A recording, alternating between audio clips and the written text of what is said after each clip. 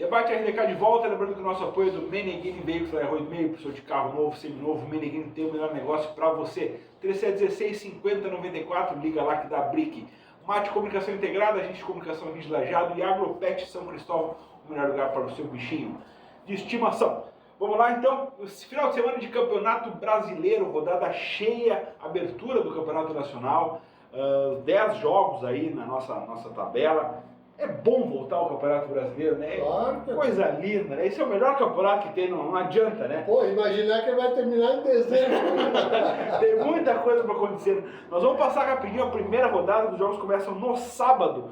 O Juventude recebe o Vitória, 18h30 no Alfredo Jaconi. O Fortaleza recebe o Fluminense lá em Fortaleza.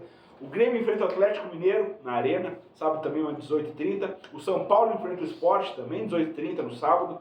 O Cruzeiro recebe o Mirassol, lá em Minas. O Flamengo enfrenta o Inter às 21 horas lá no Maracanã, também no sábado. Aí vamos para os jogos do domingo. Palmeiras e Botafogo, 16 horas. Vasco e Santos, 18h30. Bahia e Corinthians, às 20 horas. E fecha a rodada Bragantino e Ceará, na segunda-feira, fechando a rodada completa do Campeonato Brasileiro. Vamos começar pelo Grêmio. O Grêmio recebe o Atlético. Só para fazer um parênteses, Manda. antes tem a decisão do Campeonato Paulista. Dia 27, quinta-feira. Quinta-feira. Fecha o Paulista. Corinthians e Palmeiras. Corinthians vantagem 1-0, é isso? É. Vamos lá. Vamos começar pelo Grêmio. Grêmio e Atlético Mineiro. Jogo marcado para 18 horas e 30 minutos desse sábado na Arena. Seu Demar, o que esperar do Grêmio? Essa derrota do Gauchão já é passado? Já é tudo Eu novo? acho que O Quinteiro já encantou? Como é que tá isso? Não, cantou não. Aí já é. Tu tá dando um passo muito grande. Tá forçando demais. Não, na verdade, assim, eu acho que vai ter que. Se não passou, tem que passar, né? Sim. Porque, Deu de ressaca já. Né? mas isso também é uma oportunidade para mostrar coisas diferentes agora em diante, né? Certo.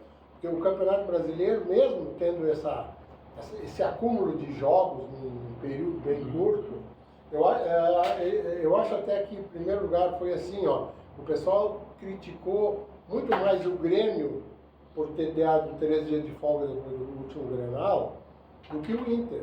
O Inter, a imprensa não pegou muito pesado. Em primeiro lugar, porque o time do Inter está mais encaixado. Está treinado, né? já está encaixado, exatamente. Agora, o time do Grêmio, eu acho que mesmo assim, uma folguinha ali, de repente até ajudou. Agora, se o time vai estar, os treinos são tudo fechados, não tem maiores informações, as entrevistas coletivas são bem restritas, então ninguém está falando muito, nem os próprios repórteres. Hoje é meio uma incógnita. Mas eu acho que o time vai jogar, não vai ser muito diferente do que está aí. Só que eu acho que a exigência do brasileiro não vai ser a exigência de um Grenal, por exemplo. Então, claro que o Grêmio está muito mais contra a parede para mudar ou ganhar, vamos dizer, na estreia, do que outros times, né? Que se vão perder, pode recuperar, tem bastante jogos, mas eu acho que o time do Grêmio, eu confio. Eu acho que para ele treinar, para o time encaixar, vai levar 1 ou 2 meses. Se ele não tiver esse tempo, já pode trocar, pode pegar outro. Mas recebe um Galo embalado, né? Claro. O Galo está com um time entrosado. Sim. E aí o que fazer? É um jogo local, a torcida pode ajudar um pouco e daqui a pouco pode desenganar. Não tem o Bright White, mas quem sabe o outro, né? O outro centroavante vai... O Arezo é o voltado para começar a partida. Eu acho que vai ser ele, né? A gente tem um possível time do Grêmio aqui, falta alguns dias de treinamento ainda. Até os jogadores das seleções retornam somente depois dos jogos de amanhã e de quinta, né? Mas o provável time do Grêmio deve ter o Thiago Volpe, o João Pedro, o Gemerson, o Wagner Leonardo e o Lucas Esteves. E só uma coisinha, eu vi informações que o Serrote vai ser o... Serrote, lateral direito. Mas só se o João Pedro não recuperou, né?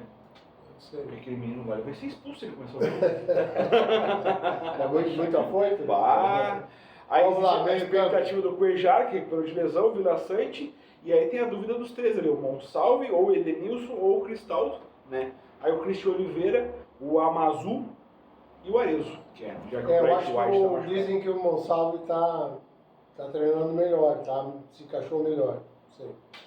Rodrigo, olhando de fora, é possível remobilizar esse Grêmio depois da derrota do Gauchão? É possível sempre, né? A gente tem que acreditar porque não só pela direção do Grêmio, historicamente a própria instituição, é comprovado, sabe? Já é fato vencido, passado, o Grêmio perdeu o Gauchão, mas está aí vivo na Copa do Brasil e começando o Campeonato Brasileiro. Eu vejo muito, cara, nessa rodada em especial, e eu vou citar todos os gaúchos, os jogos de iguais. Sejam pelas competições internacionais, embora que o Galo tenha o título mineiro e o Grêmio não conseguiu o regional, mas em termos de tamanho, de momento, eles estão em igualdade, disputando isso aí. Para o comando técnico do Grêmio, olha, o Quinteiros ele tem um prazo de validade. Eu acredito, é o que eu penso, que isso vai até o Grenal do Campeonato Brasileiro, que são nas rodadas iniciais. É a quinta rodada. Conforme for esta tabela de classificação, que numa dessas o Grêmio pode chegar líder e perder o Grenal e tudo continuar. Agora, se tiver oscilando em meio de tabela e perder um clássico, se eu não me engano é na Arena de novo, É na Arena, sim. não tem como manter o técnico. É o dia 20 de abril, acho. Eu acho que é Sul-Americana já nesse meio tempo. por isso que ele está assim, ó, ele está no aviso prévio, ele está nos seus 30 dias de aviso prévio. Se não der resultado aí, eu acho que ele não vai ter sobrevida à frente da equipe do Grêmio. Também tá nessa, Marcos?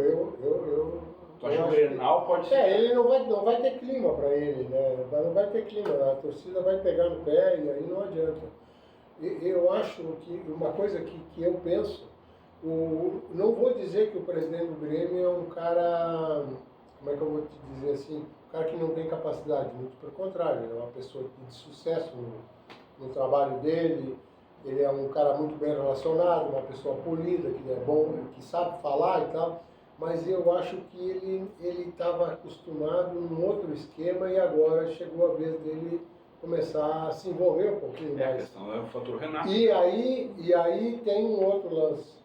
Eu não conhecia os dois, o diretor lá de Peixoto e o outro é o, como é que é, o mais parrudinho, que não me lembro o sobrenome dele. Mas eles não ajudam muito, sabe?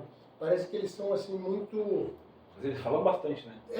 Mas o que precisa fazer, eu acho que eles não têm, por exemplo, não vou dizer capacidade, mas eles talvez não foi delegado para eles uma coisa mais... O próprio Bruno, que era um remunerado lá, apitava muito mais do que... Sim. Entendeu? Entendi. Eu acho que tem que ter um cara... Estão falando no Filipão, mas estavam falando mais e agora diminuiu um pouco de novo. Mas vocês viram a entrevista do Filipão, do Garbi? Sim. O que ele falou? Ele teve o convite do Grêmio, só que naquele momento, por uma ordem pessoal, uma viagem que ele teria para Portugal, ele não pôde aceitar o convite. Mas ele deixou a porta aberta. Sim. O Grêmio nunca mais procurou ele. Sim, eu vi isso aí. Mas a questão toda, eu acho que o Grêmio está se baseando numa função. O Grêmio pegou o D'Alessandro, botou embaixo do braço e acha que precisa ter um, entendeu? Sim. E talvez precise mesmo, talvez esse cara do respaldo entre o jogador, a direção, ele precisa existir. Né? Seja o Filipão, chegaram a contar uma vez o Maicon, entendeu? Que nunca trabalhou essa função, mas é um jogador identificado com a torcida, com grupo de jogadores e tal. Então, tipo, o Grêmio se agarrou nisso aí como uma solução. Pela questão da carência de ter uma liderança como o Renato. Né? E aí tu começa a mexer em situações, talvez isso vai dar certo com o Quinteiros, não se sabe. Tu entende? Vai chegar um cara a mais, um cara como o Filipão, totalmente identificado e tal. Como é que o Filipão não vai se intrometer no trabalho do Quinteiros? Ele vai cobrar dele, mas era para, no caso, é para ser a função dele. Mas é que talvez não cobra o Roger, tu entende? Sim. Ele faz simplesmente o árbitro jogador. Não, eu entendi. Não é tão simples isso, né? Não é tão simples. Agora, assim, ó, eu acho que o treinador tem que ter uma retaguarda lá que deve acontecer N problemas lá, ou N coisas que tem que definir e não deixar chegar lá no treinador. Tu tem que ter um suporte para trabalhar. Bom, o meu negócio é trabalhar no campo. O jogador lá, sei lá, não veio, chegou atrasado no treino ou fez alguma coisa. Cara, deixa o outro resolver, não vai tu te desgastar com ele. Daí resolveu lá, é o time, daí tu tá falando instituição Grêmio e alguém que tem um comando, que tem para bater no peito e dizer assim, não, é comigo isso aí. Sim.